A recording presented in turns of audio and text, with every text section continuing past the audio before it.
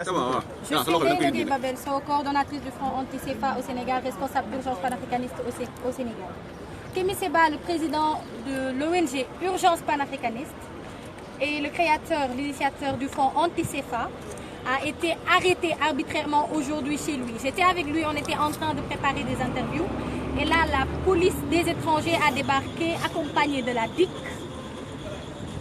Parce que hier, il y a le procureur de la République du Sénégal on a appris à travers le journal L'Observateur, qui à travers le journal L'Observateur a dit qu'il faisait un recours vers la cour d'appel, un appel par rapport à la décision qui a été rendue par le juge par rapport à l'affaire Kémy Séba, c'est-à-dire quand il a brûlé le billet de 5 000 et que la BCEAO avait porté plainte, le juge l'avait acquitté, mais le procureur de la République du Sénégal a fait appel de cette décision. À partir de là, aujourd'hui, il y a la police des étrangers qui est venue chez lui le prendre. Ils ne lui ont même pas laissé le temps de mettre sa tenue, de saluer sa fille ou d'embrasser sa femme. Ils sont venus le prendre assez brusquement parce qu'il n'a pas fait de résistance. Ils l'ont mis dans une voiture, ils l'ont amené à la police de Dieuppeul, prétextant que c'était juste pour 3 à 4 minutes. Ils voulaient lui demander sa situation administrative. On est allé à la police de Dieuppeul avec sa femme, Etouma Séba. Arrivé là-bas, on a trouvé qu'ils étaient en pause, entre guillemets. Ils ont fermé toutes les portes. Et là, on aperçoit Kémy Séba, qu'on tient comme ça et qu'on met dans une voiture. On leur demande où est-ce qu'ils vont, ils disent qu'ils vont chez lui. Et Kémy crie à sa femme, Etouma, ils m'ont expulsé, ils m'amènent en France, dis à ma fille que je les aime et que le combat continue. C'est ce qu'il a dit. Du coup, on est actuellement comme ça à l'aéroport et ce qui se passe, c'est qu'il a été arrêté. Il a été expulsé par un arrêté ministériel alors qu'actuellement il n'y a pas de gouvernement au Sénégal. C'est ça qui se passe. Autrement dit, il n'y a qu'un président au Sénégal, il n'y a pas de gouvernement et c'est un arrêté ministériel. Ce qui signifie que l'État sénégalais a décidé d'expulser quelqu'un qui a 2 nationalités, une nationalité béninoise et une nationalité française, en France, sachant que le Bénin fait partie de la zone CFA et la zone CEDEAO, que le Bénin utilise le franc CFA et qu'à partir de là, il faut ramener Kémy Séba en France. France, pays dans lequel on lui avait donné une assignation à résidence, on lui avait interdit de sortir du territoire français parce qu'ils ne veulent pas que Kémy Séba soit en Afrique et que Kémy Séba fasse les mobilisations qu'il est en train de faire. Tout ceci est intervenu une journée après que Kémy ait dit qu'il allait faire des mobilisations internationales le 16 septembre partout en Afrique. C'est du banditisme d'État qui est en train de se faire. Au Sénégal, on a expulsé un Africain du sol sénégalais, du sol africain pour l'amener en France juste parce qu'il se bat pour le peuple africain.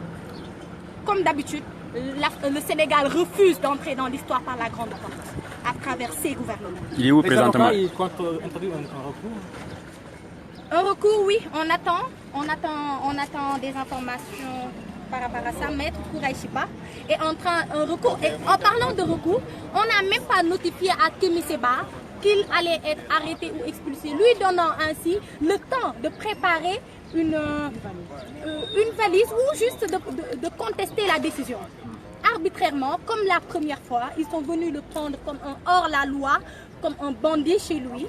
Et ils l'ont expulsé du territoire par arrêt ministériel alors qu'il n'y a pas de gouvernement au Sénégal. Or, ce qui signifie qu'il n'y a pas de ministre au Sénégal. Il faut qu'il nous explique cela. Parce que dans un état de droit, le banditisme d'État doit être interdit. Il a déjà quitté le pays? Non, il est actuellement à l'aéroport, il est là. On ne sait pas dans quelles conditions il est. On ne sait pas si... parce qu'il n'a pas mangé, il n'a pas pris ses médicaments. On ne sait même pas s'il est en vie. Parce que... on n'a reçu aucune notification. Il ne laisse même pas le soin à sa femme ou à sa fille de le voir. Ils ont appelé sa femme, la police a appelé sa femme juste pour lui dire « prépare la valise de Kémy ». Il sort du Sénégal. Point. Voilà ce que la police lui a dit. D'accord. On passe au Wolof. En Wolof.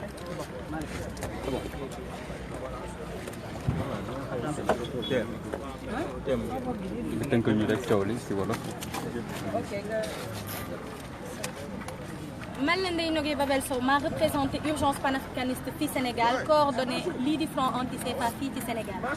Kémi Séba mi nga xam ne mooy président urgence panafricaniste créé front anti-CFA mu ngi woon Sénégal fii bi mu amee problème ak waa banque centrale ñoo ko porté woon plainte pour ñu tëj ko ndax nee nañ lakk billet c'est interdit far loi bi interdire ko juge bi daf ko acquitté bi ko juge bi acquitté dem procureur de la République bu Sénégal moo jël def appel te ñun loolu yëgee wuñ ko fenn fudul ci journal lañ yëgee ne procureur bi def na appel oo wuñ ñu waxuñu dara bi mu defee appel tey dañoo toogoon di préparer suñuy interview ak organe de presse sénégalaise yëpp bi ñu toogee di ko préparer ci la police ñëw directement kër Kémi kenn oowu ko kenn joxu ko notification kenn waxu ko dara police des affaires étrangères ñoo ñëw kër Kémi directement ne ko dañ da yow lañ soxla ànd ak dikk bàyyiwuñ ko sax mu ne leen kaay la toog ñu ne ko tooguñ bàyyiwuñ ko sax fu mu summee yëreem sol yëre bu décent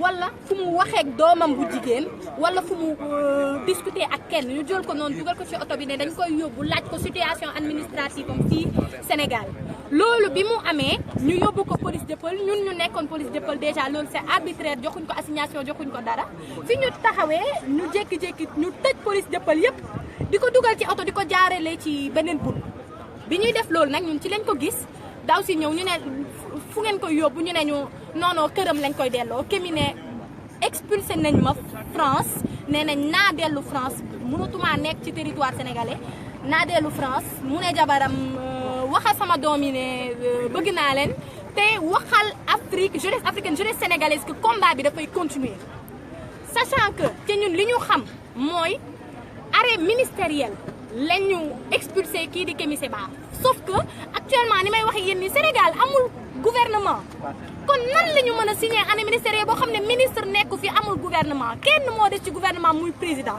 loolu mooy ça signifie que nekkatul xanaa année ministérielle état bu Sénégal gouvernement bu Sénégal ñoo expulsé kii di Kémi Séba loolu nag bi mu amee ñu ngi fii ci aéroport di xaar li ñu def mooy oo jabaram ne ko pareel valise am ndax Kémi dañ koy génnee Sénégal lii moo xew moment bi nga xamee ne Kémi Séba moom fee ci France dañ ko fa defaloon assignation à résidence ndax France dañ ko newoon doo fu génn di dem Afrique di préparer révolution bi alors que ñaari nationalité la am nationalité bu béninoise ak nationalité bu française lu tax yóbbuwuñ ko Bénin gënul jege France lu tax ñu yóbbu ko France te Bénin nekk fii ci Afrique mais ndax Bénin franc CFA la ñu utiliser zone CFA lañ nekk ñu ne kon Kémi il faut ñu génnee ko zone CFA Kémi il faut ñu génnee ko Afrique forcé ko mu toog France ci état de droit nag banditisme d'état warul am actuellement nag jeunesse sénégalaise bi tout le monde ñëpp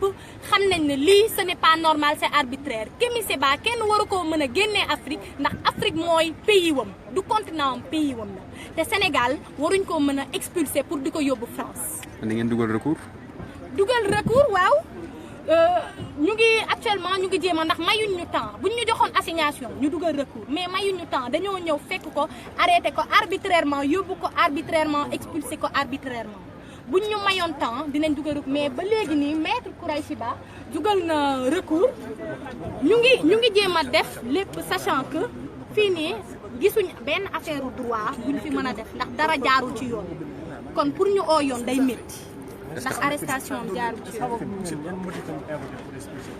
motif yi waxuñ ñu ko ndax amul motif dara la ñuy reproché Kémi Séba dara la ñëpp di reproché Kémi Séba mooy combat wam pour la jeunesse mooy combat wam pour l'Afrique combat wam pour France CFA jóge fi loolu lañ koy reproché moo tax ñu bëgg ko génnee Afrique expulsé wuñ ko Bénin bii dañ ko yóbbu ba France te France dafa am assignation de résidence mooy bu fa eggee dañ koy téenee ko doo génn territoire français mais depuis quand la ñu mën a séquestrer une personne nit ci jëm boppam dans un état de droit di ko séquestrer ne ko fii ngay toog amoo droit dem fii depuis kañ te Sénégal orchestré ko comme d'habitude ni ko Senghor defee woon ak ñeneen comme d'habitude Sénégal nee nañ duñu dugg ci histoire ci porte bu mag bi ñoom nee nañ palanteer rek la ñuy jaar. actuellement génne nañ ko wala mi ngi fi actuellement. mu ngi fii aéroport mais xamuñ ndax mu ngi ci jàmm xamuñ ndax mu ngi dund xamuñ ndax jël na ay garabam xam nañ ne jëlul ay garabam xam nañ ne añul xam nañ ne lekkul bàyyiwuñ sax jabaram mu gis ko. lii lañu def Kémi Séba séquestré lañ ko def actuellement bu ñu paree séquestré ko nag yóbbu ko France yàlla rek a xam lan la ko fa Emmanuel Macron di xaaral. D'accord, merci. jërëjëf. mais il faut